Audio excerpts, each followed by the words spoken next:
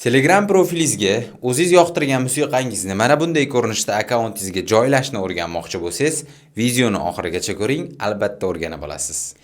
Yaqin do'stingiz sizga musiqa yuboradi yoki siz yoqtirgan musiqangizni unga yuborasiz va bu joyda yuklab olib, musiqalarni ochib, tinglash tugmasini bosganingizdan so'ng tepada musiqani tinglayotganligingizni bildirishnomasini ko'rishingiz mumkin va ustiga bitta bosganingizda bu joyda profilga kiritish tugmasi bor.